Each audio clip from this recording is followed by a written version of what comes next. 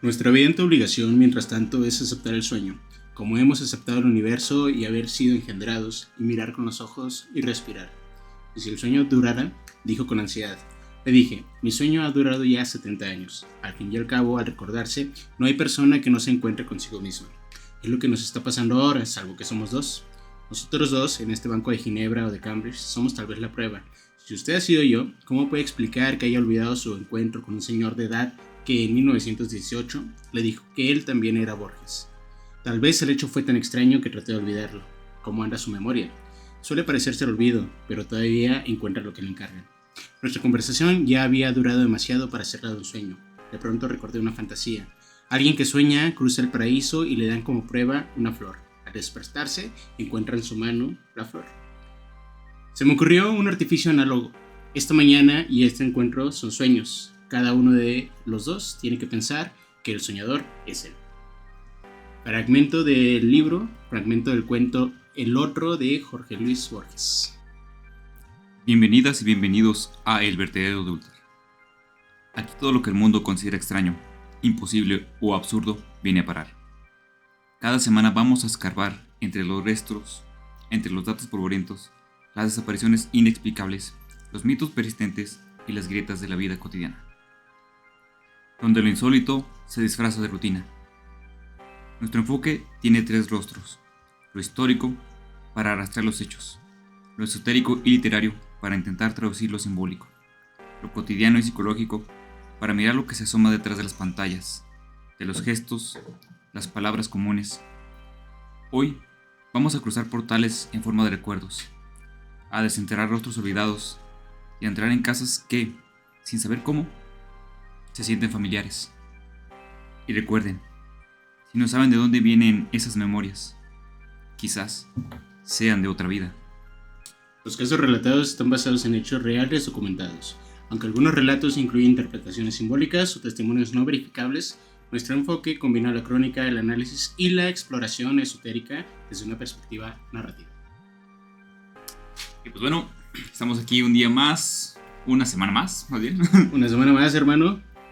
Bienvenidos a su podcast mágico, esotérico, musical favorito, El Vertedero de Ultar. Yo soy Martín Estrada, un gusto estar otra vez con ustedes, hermano. Igualmente yo soy Jonathan Urbina. Hoy vamos a hablar de cositas que han pasado a ciertas personas que de pronto mueren y vuelvan a nacer, güey. Exactamente. No es como que vuelvan a nacer literalmente. La misma persona, nace una persona diferente que tiene recuerdos de Ajá. personas que han fallecido. Vamos a ver algunas historias relacionadas con este fenómeno que puede llamarse vidas pasadas o reencarnaciones, según a quien le pregunten o cómo lo consulten. Exactamente. Muchas veces también se ha dado de que gente busca estas experiencias, por decirlo, ¿va? Que se llaman también regresiones, que hay psicólogos o, ¿cómo decirlo? Gente que se dedica a proyectar estas cosas o a suscitar o hacer que se den de una forma no tan orgánica, por decirlo. Más activamente. Entonces vamos a dar algunos casos, algunos testimonios, algunas historias, algunas Investigaciones incluso de personas que se dedican a esto. Vamos a dar la investigación que hemos hecho, como lo has venido diciendo anteriormente, hermano, somos detectives de sofá. Nosotros solamente presentamos datos y ustedes en casa son quienes deciden lo que deben de creer. Exactamente, así que saquen su sombrero de Sherlock Holmes, saquen su pipa para fumar. Bueno, si no fuman, fumen. No, fumar es causa de cáncer, no fumen. No fumen, exactamente. Sí, GPI. Exactamente, entonces pues, vamos allá. En las sombras de la conciencia resuenan ecos de algo anterior. Paisajes que nunca vimos, voces que parecen nuestras y sin embargo no lo son. Para Platón, eso es anamesis, la memoria del alma, que vuelve a despertar. No son historias de lo que contaremos hoy, sino fragmentos de un drama más antiguo que el tiempo. En la tradición hindú, la vida gira en torno al samsara, ciclos de nacimiento, muerte y renacimiento. Cada acto deja una huella. Mircea Eliade escribió que el mito y el ritual son vehículos de un eterno retorno al tiempo de los orígenes. Hoy en el Vertedero de Ultar seguiremos a 4 almas que regresaron, no por voluntad, sino por un recuerdo. Caso 1. Arthur Flowerdale, el viajero de Petra. Norfolk, Inglaterra. Una tarde cualquiera, en una sala modesta, un hombre jubilado mira la televisión. Su nombre es Arthur Flowerdale. Cabello delgado, manos de otra época, ojos tranquilos. La escena en pantalla no tiene nada especial. Es un documental de la BBC, pero lo que ve no lo sorprende, lo desarma. No es que le parezca familiar, es que lo recuerda. Al fondo, entre sombras, de roca roja, una ciudad emerge, tallada en piedra. Esta es Petra. Petra como un sueño viejo que se pone de pie. Arthur se inclina hacia adelante, no parpadea, sabe qué cuadro vendrá después, qué curva en el camino tomará la cámara, qué pasaje estrecho conectará con una plaza oculta. Lo sabe antes de que ocurra. Petra no es nueva para él. No la ha visto antes con sus ojos, pero la ha caminado, quizá en sueños, quizá en otra vida. Lo cierto es que reconoce cada rincón como quien vuelve a su casa después de siglos. Desde su adolescencia, Arthur tuvo visiones vagas, fragmentos, trozos de una ciudad esculpida en piedra, con templos rojizos y callejones cavados en acantilados. Nunca supo de qué se trataba. No era un hombre de misticismo, pero esos recuerdos sin contexto lo acompañaron por décadas, como un eco sin fuente. Ahora, frente al televisor, todo encaja. Las visiones tienen nombre, Petra, y lo que sintió toda su vida. Esa certeza, sin evidencia, se convierte de pronto en memoria. Movido por una mezcla de temblor e intuición, Arthur le escribe a la BBC. Su carta no tiene grandilocuencias, solo dice que conoce Petra, que la ha visto antes aunque nunca haya estado ahí, que puede describir estructuras que aún no han sido excavadas, caminos que no aparecen en el guión del documental. No busca fama, busca entender. La cadena, desconcertada pero intrigada, decide llevarlo. Lo invitan a Jordania con un pequeño equipo de arqueólogos y cámaras. No saben bien qué esperar ni qué encontrarán. Quizá una coincidencia o quizá algo más. Cuando pisa el desierto, algo cambia. Arthur no actúa como un turista. No se maravilla, no se desubica. Camina como si sus pies recordaran. Señala un sitio cubierto por piedras sueltas y dice: aquí había un aljibe. Describe pasadizos, explica usos, relata eventos, y los arqueólogos escépticos al principio se van quedando en silencio.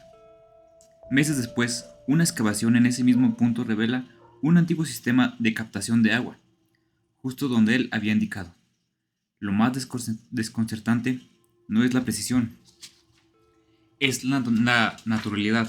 Arthur no está repitiendo datos, está recordando, y lo hace como quien no necesita comprobar nada.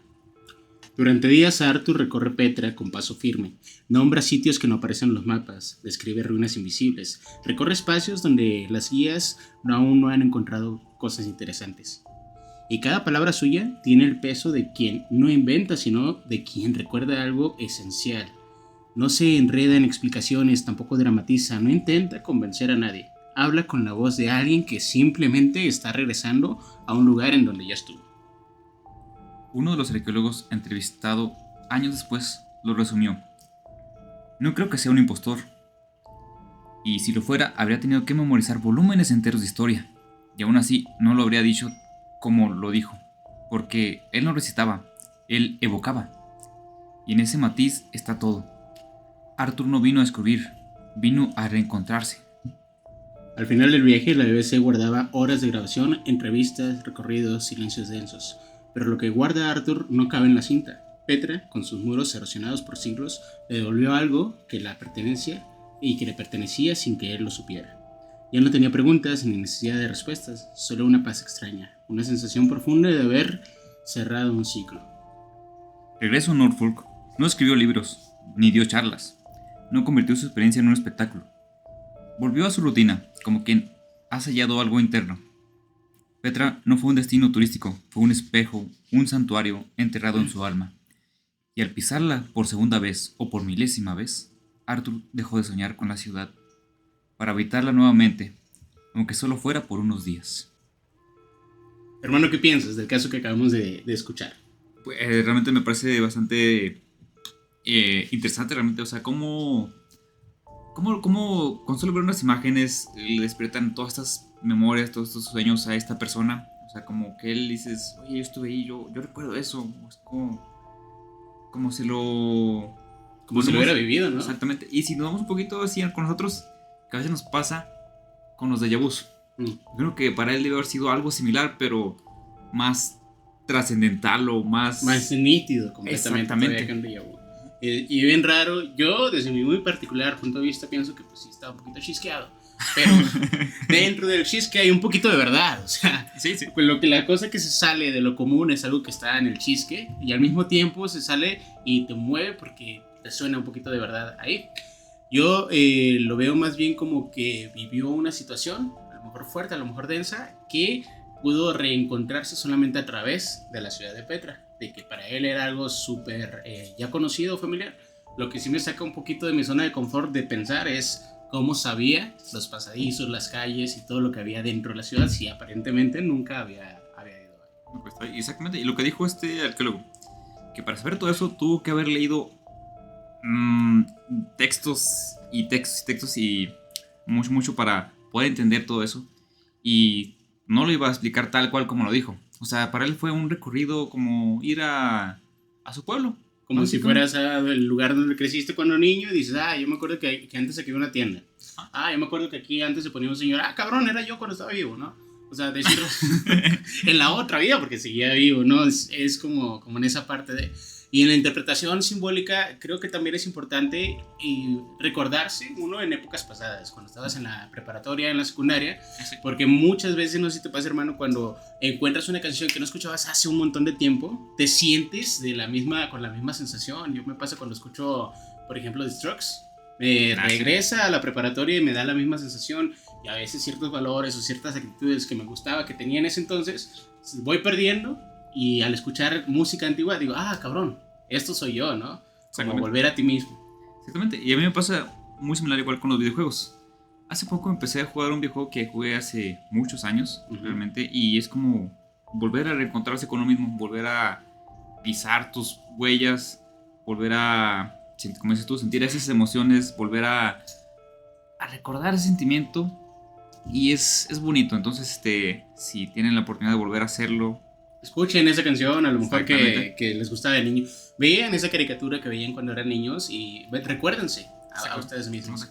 Igual puede ser que ya no lo recuerden con ese mismo cariño, o ya no les parezca tan emocionante como aquellas veces, pero el feeling ahí está, el feeling. Exactamente. Y yo me atrevería también a decir aquí que no solamente los recuerdos positivos te pueden regresar a ti mismo, sino también a lo mejor experiencias negativas que ahora, en un futuro o ya con otra visión, aprendes a significar o resignificar de otra forma. A lo mejor no tuviste los patines que querías, güey, cuando eras niño, pero no pasa nada, ¿verdad? Exactamente. Ahorita saliendo de aquí voy por mis patines, hermano. Ok, voy por mi Terminator. Sí, el coche más. Claro que sí, hermano. Exactamente. Pasamos al segundo caso, ¿qué te parece, hermano? Me parece perfecto, hermano. Vamos para allá. Caso 2. Catherine. Las vidas que sanan. Brian Weiss era un médico escéptico, psiquiatra graduado en Yale, director del departamento de psiquiatría, en un prestigioso hospital. Pasaba sus días entre diagnósticos, recetas y estadísticas. Su mundo estaba hecho de datos clínicos, tratamientos cognitivos y protocolos médicos, hasta que conoció a Catherine. Catherine tenía 27 años, trabajaba como asistente médica y llegó a consulta con síntomas clásicos, pero desconcertantes: ataques de pánico, miedo irracional al agua, a los espacios cerrados, a la oscuridad y a ser perseguida. Había probado terapias convencionales sin éxito. Nada parecía funcionar. Weiss, como último recurso, le propuso hipnosis regresiva. Esperaba encontrar recuerdos reprimidos de una infancia, traumas olvidados, pero lo que emergió fue algo que desbordaba los límites de la ciencia. Durante las primeras sesiones, Catherine volvió a momentos de su infancia. Revivió escenas con sus padres, episodios de ansiedad temprana. Parecía avanzar, pero una tarde, ya profundamente hipnotizada, su voz cambió. Habló con otro ritmo, con otro tono. Describió una vida completamente distinta. Digo estar en Egipto hacía siglos.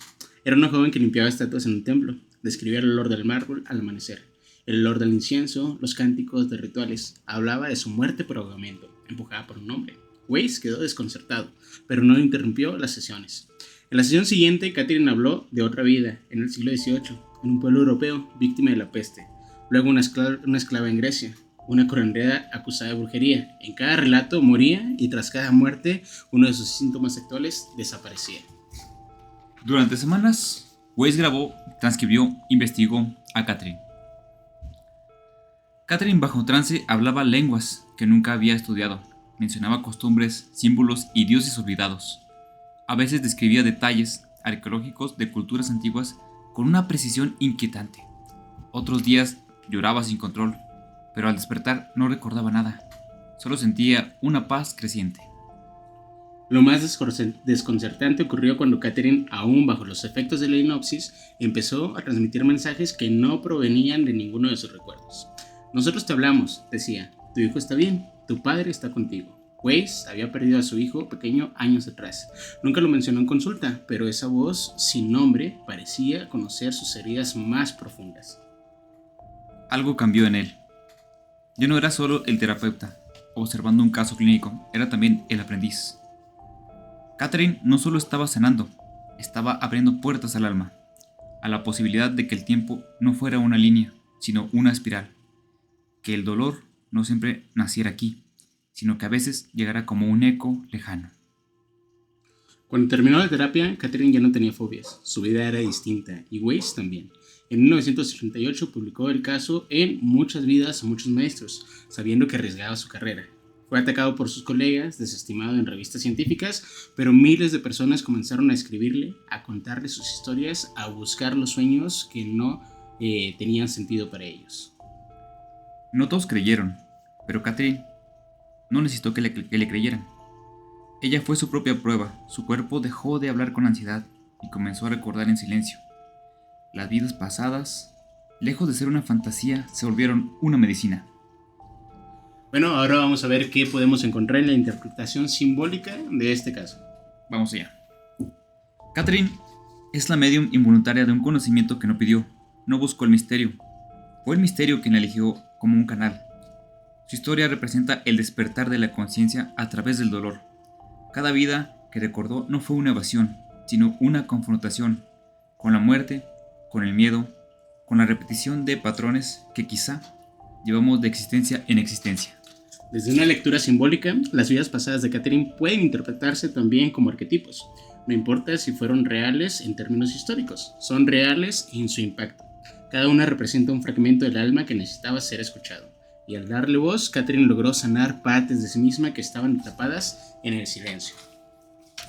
En el lenguaje esotérico, Catherine atravesó el velo del olvido, entró en la zona intermedia, entre encarnaciones donde los maestros símbolos de sabiduría superior nos recuerdan que somos más que esta forma, más que esta historia. Weiss, el hombre de ciencia, se convirtió así en el testigo que valida el puente entre estos dos mundos. Y en este cruce entre ciencia y alma, entre diván y templo, Catherine no solo encontró alivio, encontró sentido. Y eso, en cualquier vida, ya es una forma de liberación. Hasta ahora hemos caminado entre ruinas y nos hemos recostado en divanes. En ambos casos, el pasado se ha filtrado por rendijas inesperadas. Una imagen, una sesión de hipnosis, pero si estas vidas pasadas pudieran manifestarse con igualdad de intensidad desde la infancia más temprana, ¿qué pasaría? Carnal, ¿qué piensas de este caso? Está bastante pesado la vida de esta señora, realmente. Las vidas. Las vidas. Las vidas que llevó. Cada una se la llevó la chingada, pero bueno. Una la vendieron como esclava, en otra la ahogaron. Y ahora entiendes, ¿no? ¿Por qué la gente es así? Unos pedillos.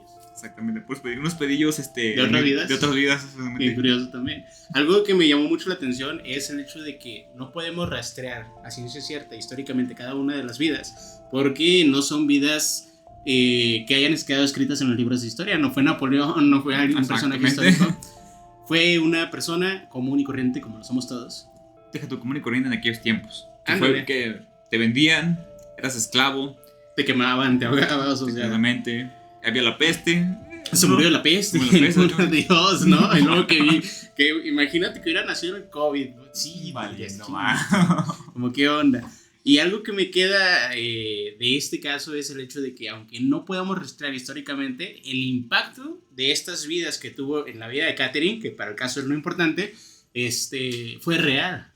independientemente podamos comprobar o no que existieron estas vidas, pues realmente a ella le impactaron y tuvo un cambio a partir de confrontar estas vidas pasadas. Exactamente, eso me pareció bastante interesante. O sea, cómo fue sanando cada una de sus vidas, una por una, en cada de sus regresiones, en cada de sus sesiones, para estar bien consigo mismo en esta vida. Y eso aplica mucho, no me acuerdo en cuál religión, no sé si el budismo o algo por ahí. Si saben por ahí, pongan en los comentarios y sáquenos de esta duda. Pero hay una línea de cultura que habla de eso, de que tienes que sanar en esta vida para que tu vida siguiente no cargue con ese peso, o ese peso lo deje ahí y pueda ser libre. Y fue lo que hizo esta persona, que fue sanando cada una de sus vidas para estar en esta vida estar bien. Porque si no es como el crédito, o sea, mientras menos vayas abonando, más va creciendo la deuda y esto se tiene que pagar sí o sí. O sea, te haces responsable de lo que estás haciendo, o se te junta todo, hermano, y vamos al bote, ¿no? O a la siguiente vida. Exactamente. Caso.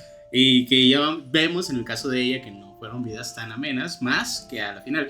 Un paréntesis aquí, una recomendación que se llama la serie Te veo en mi vida 19. Es un drama coreano y trata precisamente de eso. Está muy interesante, muy bonito y vas a llorar desconsoladamente. Interesante, ahí está anotado. Entonces, Te veo en mi vida 19.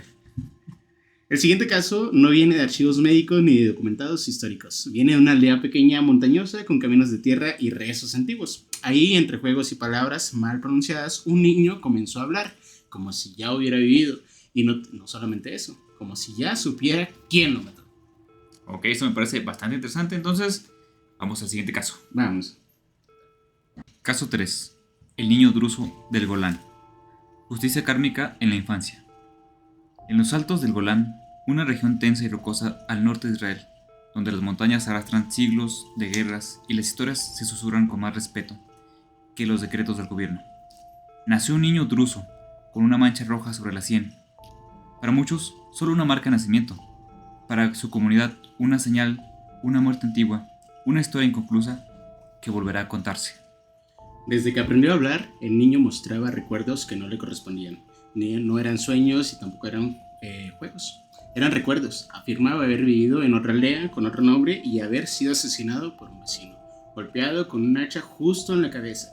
Lo decía con calma, a veces con desesperación y otras como si las noches se le abriera otra vez la herida en su pequeño cuerpo. No entendía, pero su alma sí. En la tradición drusa, la reencarnación no es un misterio esotérico, es parte del ciclo. Cuando un niño habla así, se le escucha, se le acompaña.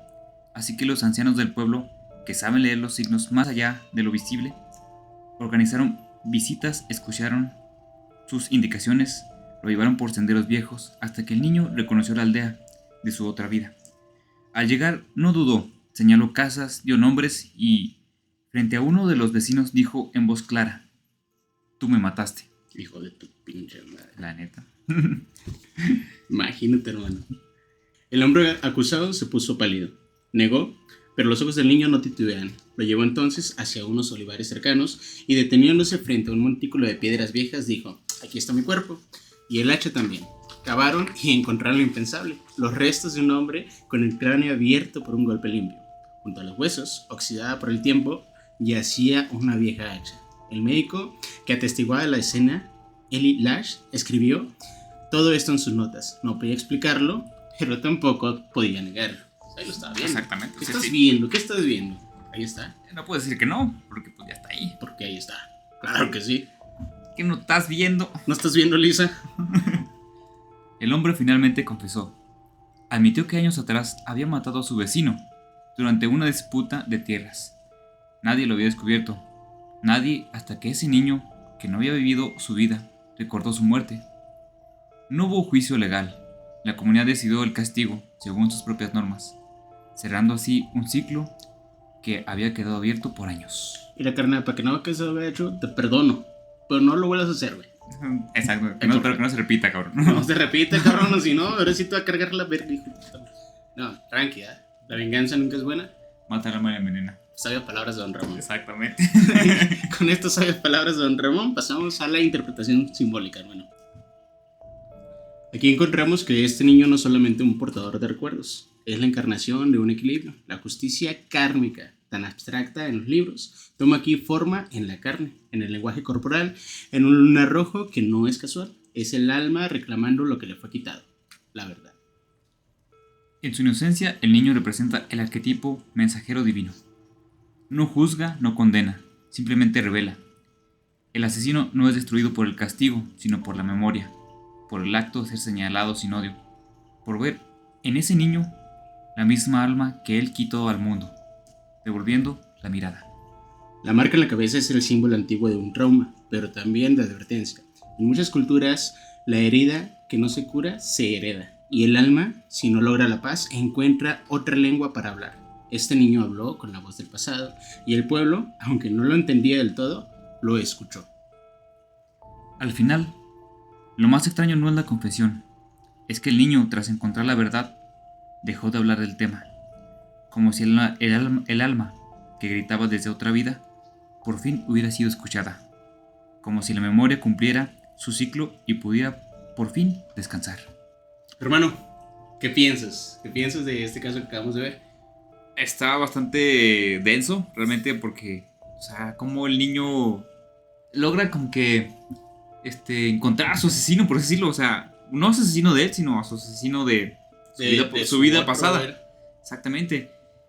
Te pone a pensar bastante realmente. Y también te pones a pensar, no sé si a ti cuando eras más niño o todavía recientemente te dicen que los lunares o las marcas de nacimiento, a mí no se me olvida, esto se me quedó bien marcado, que cuando tienes un lunar de nacimiento es que por ahí moriste en tu vida pasada. Es como un dicho popular. Uh-huh. La verdad, yo a veces te lo compro muy difícilmente, pero siempre hay una posibilidad de, como lo vimos en este caso, ¿no? Exactamente, sí. Por ejemplo, hace mucho, estaba muy pequeño, tenía un compañero que tenía un lunar muy grande en su cabeza. Y muchos decían que eso, que murió ya sea pasada, de un golpe en su vida pasada en la cabeza o un disparo o algo así, ¿va? Y con eso me deja pensando, o sea, ¿qué se podría lograr o qué podría ver esa persona si tuviera una regresión? Sí, o imagínate, ¿no? La posibilidad de que uno mismo pudiera ver hacia atrás, como en una serie, uh-huh, las vidas que has tenido. Sería, intelectualmente estaría muy interesante porque podrías hablar idiomas, a lo mejor que no aunque ya estén en desuso, tendrías una forma de comunicarte diferente. O habilidades que tú no sabes que tenías en otra vida. A lo mejor en otra vida fuiste boxeador, no sé, y ahora sabes pelear, no sé. Estaría chingón, sí. Ojalá en otra vida le supiera al SAT y estaría más chingón, ¿verdad? Ojalá en otra vida alguien supiera matemáticas. Exactamente. Una cosa acá pero algo también muy interesante es lo que se me hace que el niño no va a encontrarse a su cadáver para culpar a alguien más, sino que él solamente es un comunicador, es un medium que comunica la verdad. ¿Cuál fue la verdad? Aquí hubo un asesinato, independientemente haya sido el niño o no el que supo dónde, porque podemos dar un montón de explicaciones de alguien le dijo al niño tienes que decir esto y esto para poder decir la verdad del caso. El hecho es que el niño solamente es un medium de la verdad. Aquí hay alguien muerto, y tú lo mataste. Exactamente. Y también es ese grito de esa alma antigua de cerrar eso que no lo dejaba descansar, que no lo dejaba estar en paz, y la forma en cómo se comunicó. Y fíjate, también muy importante, independientemente hayas vivido o no una vida pasada, si esta es tu primera vida, el hecho de que no debes de engancharte con las cosas de las demás personas. O sea, simplemente dejar que la verdad surja por sí misma y que no te afecte la verdad de otras personas. Tú puedes decir, Supernatural es la mejor serie del mundo, y yo te voy a decir, hermano, estoy de acuerdo contigo. Exactamente, porque lo es. Y quien diga que no, pues tiene todo su derecho a decir que no lo es. No, chinguen su madre. Están en su derecho de ir a chingar a su... Sí, están en ese derecho. No se crean, si les gusta. Pero... No, pero sí, es la mejor serie. Es la mejor serie del mundo. Pero es eso, simplemente vive y deja vivir. Exactamente, sí. Y di la verdad, o sea, si tú piensas algo, dilo, no importa que luego de pronto te metas en algún problema, porque a veces te metes más en problemas cuando no dices lo que estás sintiendo, lo que estás pensando. El castigo de este hombre fue simplemente que la verdad se revelara y el remordimiento. Imagínate que un niño te venga y te saque. Te digas, tú me mataste. No, sí, yo me hundí. Sí. Me imagino que fue muy duro para él, así como que, oh Dios mío, ¿qué? Sí. O sea, ¿cómo el karma llegó con él? Como dice aquí en la historia. Ajá. ¿De qué forma? Sí, y además es como, tú me mataste y el vato no lo hizo bien. Chingada, madre, me faltó la otra. Hasta para eso. Va por ahí un poquito. Y yo me quedo con la sabia reflexión de la venganza nunca es buena. Matar a la milenina. Ya vimos el recuerdo que reclama justicia. El alma que, aún desde el cuerpo de un niño, exige restaurar lo perdido. Pero no todos los casos de regresiones tienen la misma urgencia.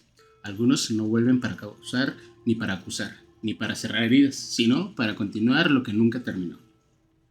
El último caso nos lleva aún más lejos, a una vida pasada, no como un recuerdo traumático, sino como un propósito. A un alma que no olvida porque aún tiene algo que hacer, y a una mujer que vivió 2 veces en el mismo templo, con la misma devoción y con el mismo amor. Caso 4. Om Seti, la esposa del templo. Londres, inicios del siglo XX. En una casa modesta, nace Dorothy Louise Eady. A simple vista, nada la diferencia de otros niños, pero a los 3 años, su vida, o quizás su muerte, cambia el curso de todo. Una caída brutal por las escaleras, el cuerpo inmóvil, el diagnóstico sin esperanza, y luego, contra toda lógica, despierta. Pero ya no es ella. Algo o alguien ha regresado en su lugar. Desde ese momento, Dorothy se vuelve otra. Llora desconsoladamente cuando la alejan de lo que llama su casa. Aunque nadie sabe a qué se refiere, se niega a dormir entre muebles ingleses. Sueña con columnas de piedra, estanques floridos, templos bañados por el sol. Los doctores lo atribuyen a un trauma. Sus padres al misterio. Nadie puede explicarlo. A los 5 años, la llevan al Museo Británico. Recorre con curiosidad las salas egipcias, hasta que ve la estatua de Seti I. Corre hacia ella y la abraza como a un padre perdido. Luego se aparta y comienza a hablar con el rostro iluminado. Este era mi hogar, dice. Yo lo conocía. Los expertos suponen que ha visto demasiados libros, pero ella aún no sabe leer. Pasan los años, la obsesión crece. Aprende jeroglíficos de forma casi intuitiva. Copia textos sagrados con una precisión que desconcierta a los egiptólogos. Le preguntan cómo los descifró. Ella responde con naturalidad. Pues ya lo conocía. Su fascinación no es intelectual, es visceral. No estudia Egipto, lo recuerda. Ya adulta, viaja al país que durante años había vivido en sus sueños. Se establece en el Cairo, se casa con un egipcio y tiene un hijo al que llama Seti. Desde entonces adopta un nuevo nombre, Om Seti, la madre Seti, pero también, en secreto, la esposa espiritual del faraón Seti I, porque asegura haber sido, en una vida anterior, Betrensit, sacerdotisa del templo de Abidos y amante secreta del faraón. Asegura que desde niña se le aparece el espíritu de Seti I en sueños. Le dicta textos, le revela secretos. A veces incluso le escribe cartas desde el más allá.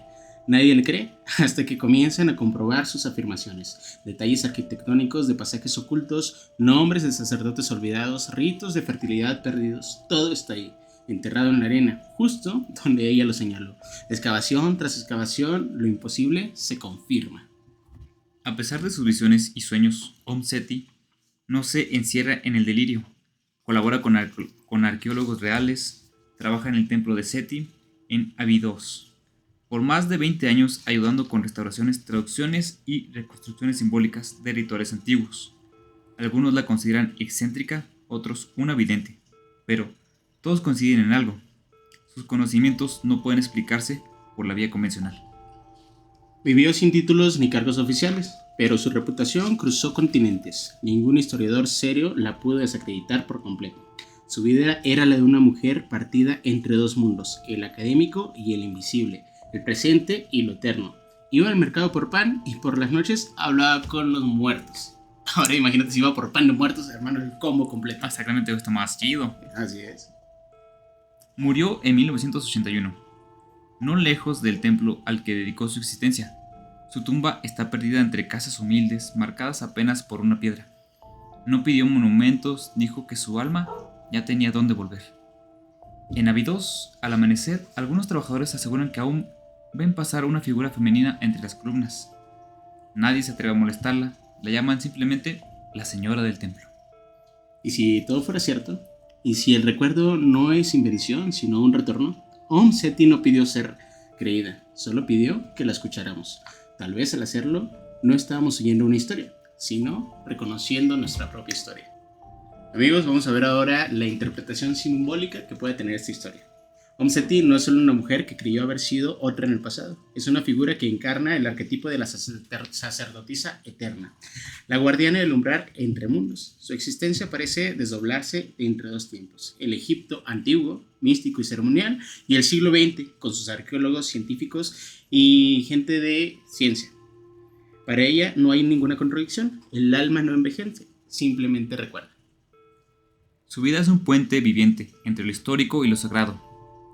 Om Seti camina por las ruinas del templo, como quien recorre su hogar. No investiga los secretos del pasado, los reconoce. Cada columna, cada jeroglífico, cada sombra de piedra es un fragmento de su propio cuerpo espiritual. Ella no necesita pruebas, ella es la prueba. El templo de Abidos, que guardó durante décadas, puede leerse como una metáfora del alma, un recinto lleno de símbolos que deben interpretar pasillos oscuros que conducen a cámaras de luz y un corazón oculto donde reposa la verdad. Om Seti lo cuida como quien vela por su propio ser, porque en el fondo ese templo es su cuerpo eterno. En el lenguaje de los mitos, ella representa a la psique que recuerda su origen divino. El tiempo lineal no aplica. No se trata de una vida pasada que regresa, sino de una conciencia que nunca se fue del todo. El alma, como enseñaban los egipcios, dejan rastros en la carne, pero también en la piedra. Y si es verdad que somos más de una vida, más de un rostro, entonces, ¿cuántos templos habitamos sin saberlo? ¿Cuántas ruinas llevan nuestra voz tallada en el secreto? Carnal, ¿qué piensas de este caso? Está bastante... Me gusta mucho el cómo se plantea todo esto, porque si recordamos a los egipcios, ellos tienen mucho esto de que las vidas están conectadas. O sea, no importa de que tú estés muerto, pero puedes conectarte con tus seres queridos de la otra vida. De la otra vida, exactamente. Ajá. Como aquí dicen una parte donde su esposo, Seti, le escribía cartas a ella. Qué romántico, hermano. Sí, la neta, sí. Se liga la muerte. Eso es amor de verdad. Exactamente. Cuando la próxima persona con la que estés quedando te diga que no tiene tiempo para contestarte el WhatsApp, recuerda que a ella le venían y le escribían cartas desde el más allá. Exactamente. El pinche Seti estaba muerto y aún así le escribía. Eso no es impedimento. Exactamente. Entonces, para un consejo para mí mismo, valora. Para mí mismo, de mi otra vida. Exactamente. Porque en esta vida ya estoy on fire. Imagínate tu otra vida. Güey, no seas mi viajero. Sí, ahora, hijo de tu... Agarra el rollo. A mí en lo personal, hermano, este caso es el que más me ha gustado, que más he sentido tranquilo, como que me transmite un poquito más de paz. Sí, de hecho sí. Y está muy bonito, o sea, como la historia de cómo ella cuenta, cómo ella recuerda, cómo ella dice, voy a regresar a mis orígenes, voy a regresar a Egipto, voy a contarles lo que sea a las personas, voy a descubrir toda esta historia para que más gente la viva. Y además, muy importante, no intentaba convencer a personas, simplemente estaba ahí dando su testimonio de lo que estaba pasando, de lo que estaba sintiendo y viviendo, o metaviviendo, no sé cómo decirlo. Exactamente. Ajá. Y quien la quería escuchar, la escuchaba, quien no la quería escuchar, no la escuchaba.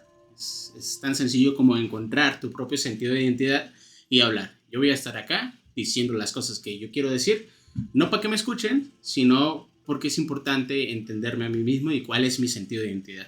Exactamente, y es eso, también compartir y si quieres tomarlo también. Así, totalmente. Entonces hay otro dicho también, no lo dijo don Ramón, pero es muy conocido, Dios los hace y ellos se juntan. Es cierto. Ahí está, hermano. Y con esto vamos cerrando, vamos entrando a la parte de cierre de nuestro bonito episodio mágico, esotérico, musical. ¿O algo más que tengas que decir sobre este caso, hermano? Pues realmente no, creo que queda muy concluso, por así decirlo. Queda muy bonito y lo dejamos ahí. Muy bien, entonces vamos al cierre, ¿qué te parece? 4 historias, 4 voces que emergen desde el fondo de la conciencia. Un hombre que recuerda a Petra sin haberla pisado. Una mujer que recita oraciones de un templo olvidado. Un niño que señala con el dedo la herida que lo mató. Y otra, Catherine, que atraviesa siglos en busca de alivio.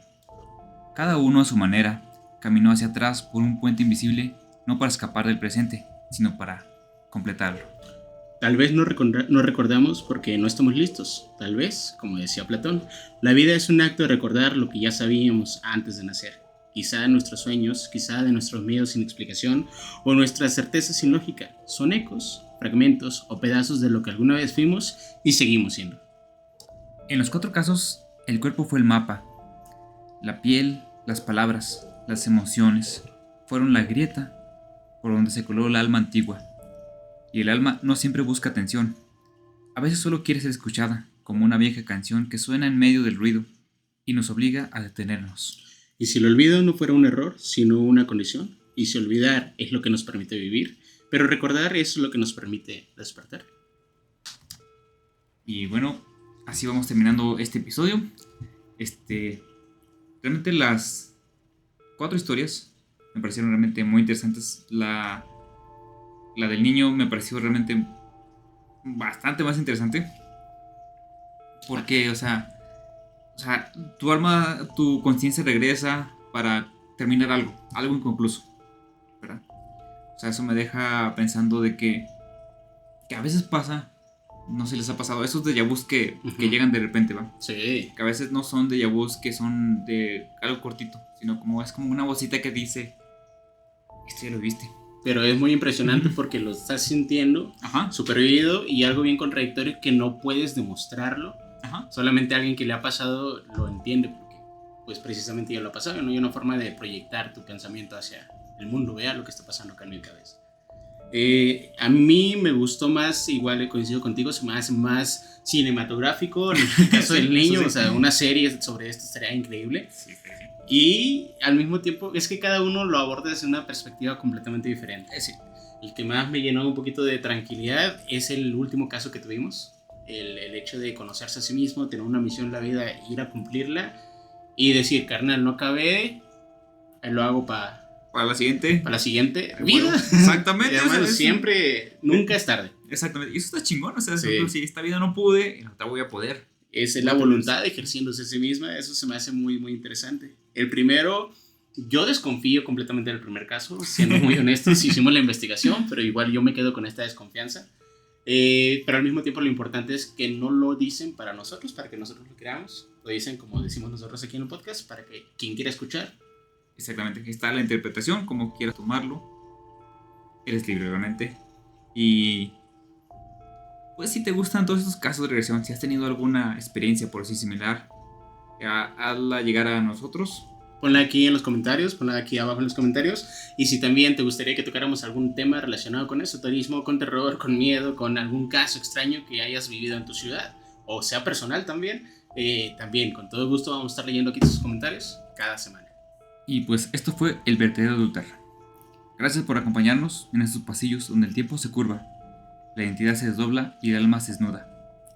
La próxima vez que un lugar te resulte familiar, sin razón aparente, que una persona te inspire confianza sin explicación, que una emoción te abrace sin origen, pregúntate si es la primera vez que estás aquí o solo lo hayas olvidado.